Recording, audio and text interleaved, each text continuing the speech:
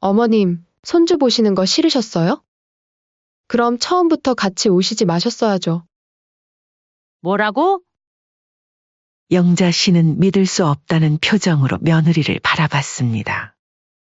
내가 지금까지 무슨 말을 했는지 제대로 들었니? 나를 데리고 온 게 아니라 애 맡길 사람이 없어서 데려온 거였구나? 엄마, 그게 아니라 그럼 뭐란 말이냐? 첫날 빼고는 단 한 번도 같이 놀러 간 적이 없잖아. 너희 편할 때만 가족이고 불편할 땐 육아 도우미야?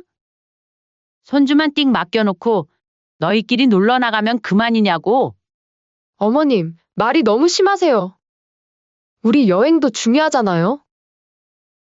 맞아요. 엄마도 서진이랑 호텔에서 쉬시니까 좋은 거잖아요. 이제 됐으니까 너희끼리 잘 놀다 와. 나는 이제 너희 공짜 보모 역할 그만할라니까. 영자 씨는 그대로 호텔 방으로 돌아가 짐을 싸기 시작했습니다. 이번 사연의 주인공은 66세 김영자 씨입니다. 영자 씨는 3년 전까지만 해도 시골에서 홀로 평화로운 귀촌 생활을 즐기고 있었습니다. 남편과 사별한 후에도 작은 텃밭을 가꾸며 소박하지만 자신만의 삶을 꾸려나가고 있었죠. 그런 영자 씨의 일상을 바꿔놓은 건 서울에 사는 아들과 며느의 간곡한 부탁이었습니다. 엄마, 서진이가 초등학교 들어가기 전까지만 가까이서 좀 도와주시면 안 될까요? 정말 딱 그때까지만요. 아들의 목소리에는 간절함이 묻어 있었습니다. 며느리도 전화를 바꿔들며 어머님, 정말 죄송해요. 저희가 너무 힘들어서. 하고 울먹였습니다. 솔직히 영자 씨도 손주 얼굴이 보고 싶던 차였습니다. 고민 끝에 시골집을 정리하고 아들네 집에서 차로 10분 거리의 오피스텔로 이사를 결정했습니다. 고맙습니다, 어머님. 정말 큰 도움이 될 거예요. 며느리의 환한 미소에 영자 씨도 흐뭇한 마음이 들었습니다. 아들 내외도 도우니 좋은 일이지 하고 생각했죠. 처음 몇 개월은 정말 급할 때만 손주를 봐주었습니다. 아들이 야근할 때, 며느리가 갑자기 외근을 나갈 때처럼 불가피한 상황에서만 전화가 왔습니다.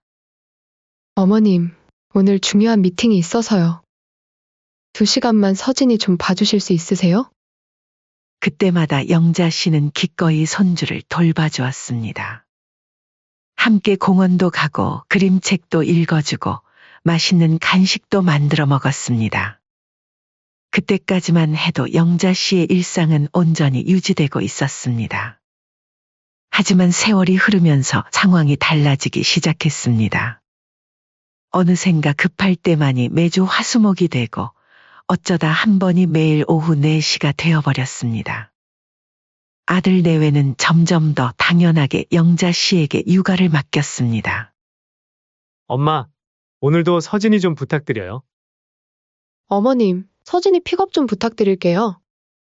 일상적인 인사처럼 건네는 아들 내외의 말에 영자 씨는 미소로 답했지만 속으로는 한숨이 나왔습니다. 영자 씨, 오늘도 못 오세요? 벌써 3번째인데. 죄송해요. 손주를 봐야 해서요. 어머, 매번 그래요? 언제 자기 시간을 가지실 거예요? 친구의 걱정스러운 물음에 영자 씨는 그저 웃음으로 넘겼습니다. 하지만 마음 한구석에서는 불편한 감정이 자라고 있었습니다. 이런 생활이 벌써 3년째 계속되고 있었으니까요. 어느 날 아침, 영자 씨는 거울을 보다가 문득 깨달았습니다. 자신의 일상이 완전히 사라져버렸다는 것을요. 모든 계획은 아들 내외의 스케줄에 맞춰져 있었고 자신의 시간은 온데간데 없이 사라졌습니다. 처음 시골을 떠날 때의 약속과는 다르게 지금 영자 씨는 완전한 엄마표 육아 도우미가 되어 있었습니다. 내가 언제부터 이렇게 살았지? 창밖으로 바라보며 영자 씨는 조용히 중얼거렸습니다. 아들이 말했던 초등학교 입학 전까지는 아직 1년이나 남아 있었습니다. 그때 전화벨이 울렸습니다. 여보세요? 엄마, 혹시 이번 여름 휴가 때 계획한 거 있어요? 아들의 목소리가 흥분된 톤으로 들려왔습니다. 이번 여름 휴가에 우리 가족끼리 일본 오사카 가요. 가족 모두 추억도 만들고. 그동안 엄마도 고생 많으셨잖아요. 그 말을 들은 영자 씨의 마음에 오랜만에 따뜻함이 번졌습니다. 정말? 가족 여행이라니 좋지. 비행기 안 타본 지 오래된 것 같구나. 전화를 끊고 영자 씨는 오랜만에 설렘을 느꼈습니다. 이제야 내 수고를 알아주는 건가? 그동안의 서운함이 조금은 풀리는 듯 했습니다. 오래간만에 여행이라니, 게다가 가족 모두와 함께. 문득 웃음이 나왔습니다. 여행 준비를 해야겠네. 여권은 어디 있더라? 영자 씨는 장롱 깊숙한 곳에서 여권을 꺼내고 여행용 가방도 정리했습니다. 여름 옷가지들을 챙기고 손주 서진이가 좋아할 만한 간식도 몇 가지 준비했습니다. 오랜만에 설레는 마음으로 영자 씨는 여행 날짜를 손꼽아 기다렸습니다. 드디어 가족으로서 함께하는 시간이구나. 영자 씨는 여행 가방을 바라보며 미소 지었습니다. 그 미소 속에는 그동안의 수고로움이 잠시 녹아내리는 듯했습니다. 하지만 영자 씨는 이 여행이 어떤 방향으로 흘러갈지 전혀 예상하지 못했습니다. 여행 날짜가 다가왔습니다. 영자 씨는 오랜만에 느끼는 설렘과 흥분의 전날 밤부터 잠을 설쳤습니다. 아침 일찍 일어나 마지막으로 짐을 확인하고 거울 앞에서 옷매무새도 가다듬었습니다. 일본에서 입을 얇은 옷도 몇 벌 더 챙겨야겠네. 손주 서진이가 좋아할 간식도 한 번 더 확인하고 여권과 지갑도 꼼꼼히 챙겼습니다.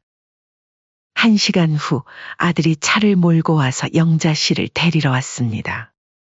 엄마, 준비 다 됐어요? 저희 이제 공항 가야 해요. 짐을 싣고 공항으로 향하는 길, 영자 씨의 마음은 한껏 부풀어 올랐습니다. 오랜만에 떠나는 해외여행, 그것도 가족과 함께하는 여행이라니. 공항에 도착해서 체크인을 하고 출국 심사를 거쳐 비행기에 오르는 내내 영자 씨는 손주 서진이의 손을 꼭 잡고 있었습니다. 할머니, 비행기 신나요? 천진난만하게 웃는 손주의 모습에 영자 씨도 따라 웃었습니다. 오랜만에 느끼는 가족의 온기가 좋았습니다. 비행기는 순조롭게 일본 오사카에 도착했고 아들이 미리 예약해둔 호텔로 이동했습니다. 호텔은 오사카 시내 중심가에 위치해 있었고 깔끔하고 아담한 곳이었습니다. 와, 방이 넓고 좋네요. 어때요, 엄마? 마음에 드세요? 아들이 물었고 영자 씨는 환하게 웃으며 고개를 끄덕였습니다. 아주 좋구나. 창문 밖으로 보이는 전망도 멋지네. 짐을 풀고 잠시 쉰 후 가족은 함께 저녁 식사를 하러 나갔습니다. 근처 현지 식당에서 오코노미야키와 타코야키를 맛보았고 서진이는 신기한 음식에 눈을 반짝였습니다. 맛있다. 할머니, 이거 정말 맛있어요. 영자 씨는 손주의 즐거워하는 모습을 보며 흐뭇했습니다. 식사 후에는 함께 근처 시장을 구경했고 아름다운 야경도 감상했습니다. 아들과 며느리도 모처럼 여유로운 모습이었고 서로 사진을 찍어주며 즐거운 시간을 보냈습니다. 오늘 정말 즐거웠어요, 어머님. 내일도 좋은 하루 보내요. 호텔로 돌아와 며느리가 미소 지으며 말했습니다. 영자 씨는 가슴이 따뜻해지는 기분이었습니다. 이런 가족 여행 정말 오랜만이었습니다. 하지만 문제는 둘째 날 아침부터 시작됐습니다. 아침 식사를 마치고 로비에 모였을 때 아들과 며느리는 어딘가 나들이 준비를 한 듯 가방을 메고 있었습니다. 엄마, 오늘은 우리 둘이 유니버설 스튜디오 좀 다녀올게요. 서진이 잘 부탁드릴게요. 저녁엔 들어올게요. 그 말에 영자 씨는 잠시 당황했습니다. 가족 여행이라고 해서 온 건데 갑자기 둘만 놀러 간다니. 하지만 곧 마음을 추스렸습니다. 그래, 부부끼리 시간도 필요하지. 너희들 재밌게 다녀와. 서진이는 내가 잘 볼게. 아들 내외가 떠나고 영자 씨는 손주와 함께 호텔 근처 공원에 갔습니다. 서진이는 놀이터에서 신나게 뛰어놀았고 영자 씨는 벤치에 앉아 그 모습을 지켜보았습니다. 그래, 하루쯤은 이해해야지. 신혼여행 이후로 둘만의 시간이 없었을 거야. 영자 씨는 스스로를 다독였습니다. 밤늦게 돌아온 아들 내외는 즐거운 표정이었고 영자 씨에게 고맙다며 일본 과자를 선물로 건넸습니다. 그런데 셋째 날 아침 똑같은 상황이 반복됐습니다. 어머님, 오늘도 서진이 좀 부탁드릴게요. 어제 너무 재밌어서 오늘도 좀 다녀오려고요. 며느리가 머쓱한 표정으로 말했습니다. 아들도 옆에서 웃으며 거들었습니다. 엄마 괜찮죠? 저희가 사온 기념품도 있어요. 영자 씨는 웃지도 못하고 대꾸도 하지 못한 채 손주의 물티슈와 간식만 챙겼습니다. 아들 내외가 떠나고 나서야 뒤틀린 속마음이 올라왔습니다. 오늘도 또 보고 있으라고. 호텔 창문을 바라보며 영자 씨는 중얼거렸습니다. 이것은 가족 여행이 아니었습니다. 그저 아들 내외가 편하게 놀러 다니기 위한 해외 베이비시터 프로젝트였습니다. 서울에서처럼 여기서도 영자 씨의 역할은 육아 도우미에 불과했습니다. 그날도 영자 씨는 손주와 함께 호텔 주변을 돌아다녔습니다. 작은 신사도 구경하고 근처 쇼핑몰에도 갔습니다. 서진이는 즐거워했지만 영자 씨의 마음은 점점 무거워졌습니다. 이렇게 손주만 돌보려고 일본까지 왔나? 저녁에 돌아온 아들 내외는 또 다시 신나게 자신들의 일과를 떠들었습니다. 유명한 레스토랑에서 점심을 먹었고 멋진 사원도 구경했다고 했습니다. 사진을 보여주며 자랑하는 모습이 영자 씨의 눈에는 몹시 거슬렸습니다. 그런데 엄마, 서진이랑 오늘 뭐 했어요? 별거 없어. 그냥 호텔 근처 좀 돌아다녔지. 영자 씨의 대답은 간결했습니다. 더 이상 거짓 미소를 지을 수 없었습니다. 그리고 넷째 날 아침, 아들 부부가 또 나설 준비를 하며 말했습니다. 엄마, 오늘은 교토에 좀 다녀올게요. 기차표도 끊어놔서. 아들이 조심스럽게 말했습니다. 며느리도 옆에서 환하게 웃으며 서진이의 머리를 쓰다듬었습니다. 서진아, 오늘도 할머니랑 재미있게 놀자. 엄마 아빠는 저녁에 돌아올게. 영자 씨는 아무 말도 하지 않고 그저 바라보았습니다. 아들 내외의 얼굴에는 미안함보다는 설렘이 더 많이 묻어 있었습니다. 그들에게 이 여행은 가족 여행이 아니라 부부 여행이었고, 영자 씨는 그저 손주를 돌봐줄 편리한 동행자에 불과했던 것입니다. 속이 끓어오르는 것을 느꼈지만 영자 씨는 침착하게 물었습니다. 너희들 처음부터 계획이 이거였니? 아들이 고개를 갸웃했습니다. 무슨 말씀이세요, 엄마? 가족 여행이라고 해서 왔는데 지금까지 단 한 번도 우리 셋이 함께 어디 간 적이 없잖아. 밥 한 끼도 같이 안 먹었고. 이게 가족 여행이니? 영자 씨의 질문에 아들이 당황한 얼굴로 대답했습니다. 아니, 엄마 그게. 저희도 일정이 있어서 그러죠. 엄마도 서진이랑 있는 게 좋으면서 왜 그러세요? 좋다고? 평소에도 맨날 손주 맡기고 일본까지 와서 여행 내내 또 나보고 돌보라고? 그 순간 영자 씨의 참았던 감정이 마침내 폭발했습니다. 밥 한 끼도 안 사주는 너희가 여행을 가자고 했을 때부터 내가 의심했어야 했구나. 이게 같이 가는 여행이 아니라 손주 맡기기 프로젝트였던 거지? 영자 씨의 목소리는 떨리지 않았습니다. 오히려 평소보다 또렷했고 그 안에는 단연간 쌓아온 서운함이 단단하게 응축되어 있었습니다. 아들은 어쩔 줄 몰라 했고 며느리는 되레 이해 못하겠다는 표정으로 말했습니다. 어머님, 손주 보시는 거 싫으셨어요? 그럼 처음부터 같이 오시지 마셨어야죠. 뭐라고? 영자 씨는 믿을 수 없다는 표정으로 며느리를 바라봤습니다. 내가 지금까지 무슨 말을 했는지 제대로 들었니? 나를 데리고 온 게 아니라 애 맡길 사람이 없어서 데려온 거였구나. 아들이 황급히 말을 막으려 했지만 이미 늦었습니다. 엄마, 그게 아니라 그럼 뭐란 말이냐? 첫날 빼고는 단 한 번도 같이 놀러 간 적이 없잖아. 너희 편할 때만 가족이고 불편할 땐 육아 도우미야? 영자 씨의 차가운 시선에 아들이 고개를 숙였습니다. 하지만 며느리는 여전히 이해하지 못하겠다는 표정으로 말을 이었습니다. 어머님, 말이 너무 심하세요. 우리 여행도 중요하잖아요. 맞아요. 엄마도 서진이랑 호텔에서 쉬시니까 좋은 거잖아요.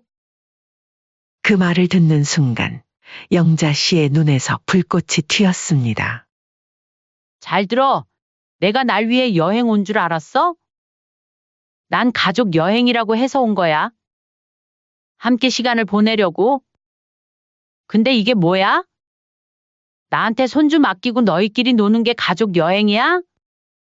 영자 씨는 잠시 숨을 고르더니 계속 말했습니다. 내가 뭐 너희한테 한 끼 사달라고 한 적 있니? 그냥 함께 있자는 거였어. 근데 이렇게 배신당할 줄은 몰랐다. 배신이라니요? 어머님, 그건 너무... 너희가 날 어떻게 생각하는지 이제야 확실히 알겠구나. 난 엄마가 아니라 무료로 써먹는 육아도우미였던 거지? 서울에서도 그랬고, 여기서도 마찬가지고. 영자 씨는 이제 화를 내기보다는 깊은 실망감을 드러냈습니다. 알았어. 이제 더 바보 같은 기대는 안 할게. 나도 내 인생이 있다는 걸 이제야 깨달았어. 며느리가 당황해서 무언가 말하려 했지만 영자 씨가 손을 들어 제지했습니다. 그만 더 듣고 싶지 않아. 서울에선 3년 동안 날 이용했어도 참았지만 이제는 못 참겠어. 서진이가 상황을 이해하지 못하고 어리둥절하게 바라보자 영자 씨는 잠시 목소리를 낮췄습니다. 서진아, 할머니 잠깐 방에 다녀올게. 그리고 아들과 며느리를 향해 마지막으로 말했습니다. 너희끼리 잘 놀다 와. 나는 더 이상 너희 여행에 방해 안 할 테니까. 영자 씨는 더는 버티지 않고 호텔 방으로 돌아가 짐을 싸기 시작했습니다. 호텔 방에서 휴대폰으로 항공사 웹사이트에 접속해 당일 귀국편을 검색했습니다. 마침 3시간 후에 출발하는 비행기가 있었습니다. 영자 씨는 망설임 없이 예약 버튼을 눌렀습니다. 아들이 문을 두드렸습니다. 엄마, 문 좀 열어봐요. 오해가 있는 것 같아요. 영자 씨는 대답 없이 짐을 계속 쌌습니다. 여권, 지갑, 필수품만 챙겼습니다. 엄마! 제발요? 마지막으로 짐을 확인하고 문을 열었습니다. 아들과 며느리 그리고 서진이가 서 있었습니다. 엄마, 무슨 짐을?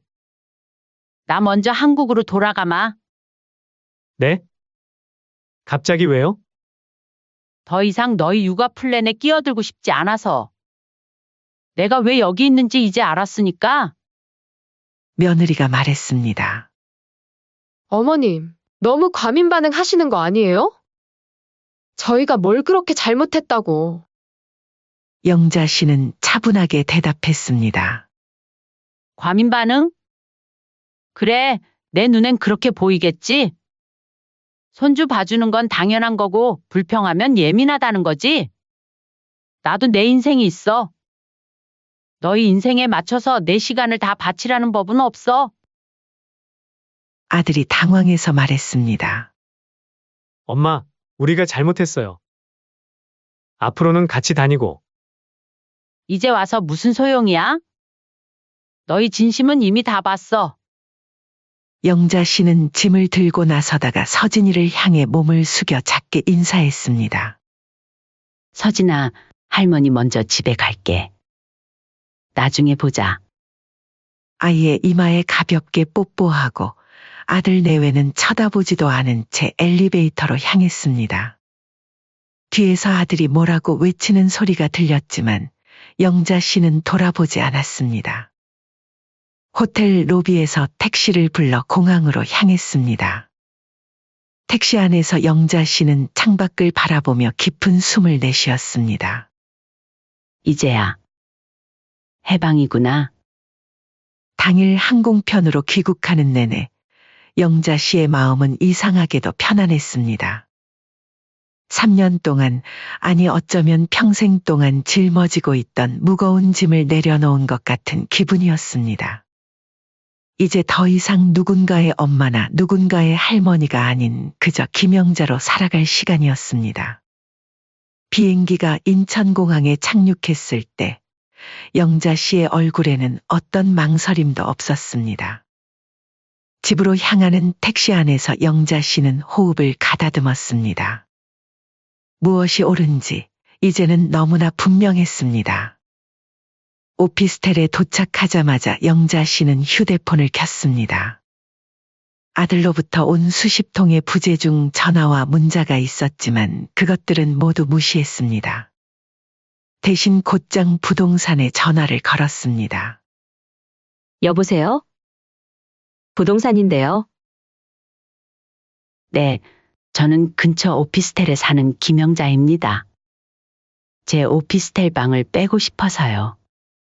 다음 날 아침 짐을 정리하기 시작했습니다. 3년 동안 모은 물건들은 생각보다 많지 않았습니다. 대부분의 시간을 아들네 집에서 보냈으니까요. 옷장을 정리하다 문득 한 장의 사진을 발견했습니다.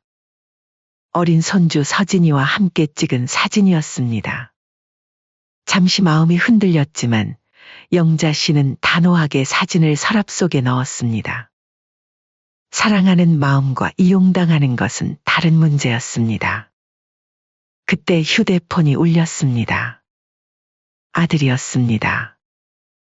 이번에는 받기로 했습니다. 여보세요. 엄마. 드디어 받았네요.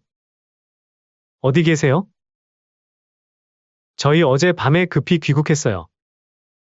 엄마가 갑자기 사라지셔서 얼마나 걱정했는지 아세요? 영자 씨의 목소리는 차분했습니다. 걱정됐니? 그렇다면 여행 중에 내 기분이 어땠을지도 한번 생각해 봤어야지. 엄마, 그게 저희가 잘못했어요. 다시 얘기해요. 지금 어디세요? 집이야. 짐 정리 중이고. 짐이요? 어디 가세요? 내가 갈 곳은 내가 상관할 바 아니야. 엄마, 제발요. 저희가 잘못했어요. 다시 이야기해요. 화해하고. 영자 씨는 깊은 숨을 내쉬고 말했습니다. 너희에게 화가 난 게 아니야. 실망한 거지? 너희는 날 어떻게 생각하는지 이제 충분히 봤어. 그게 다야. 엄마, 오랫동안 생각해 봤어. 너희가 나를 찾는 건 언제나 필요할 때뿐이었지. 서진이가 초등학교 입학 전까지만이라고 약속했지만 그게 언제 지켜질지도 의문이야. 아들이 침묵하자 영자 씨는 계속 말했습니다. 방 내놨어. 계약 만료되는 대로 시골로 내려갈 거야. 갑자기 무슨 소리예요? 그럼 서진이는 누가 봐요? 그 말에 영자 씨는 웃음이 나왔습니다. 결국 아들의 관심은 그것뿐이었습니다. 그래, 내가 진짜 걱정하는 건 그거지? 서진이는 내 자식이야. 내가 책임질 일이고, 엄마, 말이 너무 심하세요. 우리가 며칠 실수한 걸로 이렇게 극단적으로. 극단적인 건 너희였어. 나를 일본에 데려가면서도 실제로는 공짜 육아 도우미로 생각했잖아. 이제 그런 기대는 하지 마. 더는 내 인생을 희생하지 않을 거야. 그리고 영자 씨는 단호하게 말했습니다. 전화를 끊고 영자 씨는 짧은 문자 하나를 보냈습니다. 다시는 나를 애 키우는 도우미로 생각하지 마라. 엄마로서의 내 역할도 여기까지다. 보내고 나니 마음이 한결 가벼워졌습니다. 이틀 후 영자 씨는 부동산에서 새 세입자를 구했다는 연락을 받았고 짐을 정리해 시골로 내려갔습니다. 아들에게 알리지 않았지만 새 주소를 묻는 문자가 와도 대답하지 않았습니다. 시골에 도착한 영자 씨는 오래된 집의 먼지를 털어냈습니다. 마당에는 잡초가 가득했고 텃밭은 거의 황폐해져 있었습니다. 하지만 전혀 낙담하지 않았습니다. 오히려 이 모든 것을 새롭게 시작할 수 있다는 생각에 가슴이 벅차올랐습니다. 첫 일주일 동안 영자 씨는 마당에 제초제를 뿌리고 살림살이를 정돈했습니다. 오랜만에 돌아온 시골 생활은 생각보다 훨씬 즐거웠습니다. 이웃들은 반갑게 영자 씨를 맞아주었고 텃밭을 함께 가꿀 새로운 친구들도 생겼습니다. 감나무 아래 의자를 놓고 앉아 저녁 노을을 바라보는 시간이 특히 좋았습니다. 허리는 여전히 아팠지만 마음만은 그 어느 때보다 시원했습니다. 한 달이 지났을 때 아들과 며느리가 이웃의 제보로 영자 씨의 집을 찾아왔습니다. 서진이도 함께였습니다. 놀랍게도 영자 씨는 그들을 보고도 마음이 요동치지 않았습니다. 엄마, 정말 여기서 사실 거예요? 아들이 걱정스러운 얼굴로 물었습니다. 영자 씨는 평온하게 대답했습니다. 그래, 내 집이니까. 나한테는 가장 편한 곳이야. 하지만 여기는 불편하잖아요. 도시에 비하면. 그리고 서진이도 할머니가 보고 싶어 해요. 어머님, 저희가 잘못했어요. 다시 서울로 돌아오시면 안 될까요? 더 자주 찾아뵙고 진짜 가족같이 지낼게요. 영자 씨는 고개를 저었습니다. 고마워. 하지만 이제 내 삶을 찾았어. 내가 이렇게 행복했던 적이 얼마나 됐는지 모르겠네. 아들이 실망한 얼굴로 물었습니다. 정말 돌아올 생각 없으세요? 영자 씨는 이제 더 이상 미안해하거나 죄책감을 느끼지 않았습니다. 당당하게 자신의 선택을 말했습니다. 난 이제 내 인생을 살 거야. 김영자로서 말이야. 엄마로서 그리고 할머니로서의 역할만 하며 살기에는 내 인생이 너무 짧다는 걸 깨달았거든. 그날 저녁 아들 가족이 떠난 후 영자 씨는 감나무 아래 앉아 별을 바라봤습니다. 깊은 숨을 들이마시고 내쉬었을 때 가슴 속 무거운 짐이 모두 사라진 것 같았습니다. 마침내 나답게 살 수 있게 됐구나. 별이 빛나는 밤하늘 아래 영자 씨의 미소는 그 어느 때보다 환했습니다. 이제 그녀의 인생은 김영자라는 이름으로 새롭게 시작되고 있었습니다. 자식에게 연연하지 않고 오직 자신을 위한 삶. 그것이 바로 영자 씨가 택한 행복이었습니다.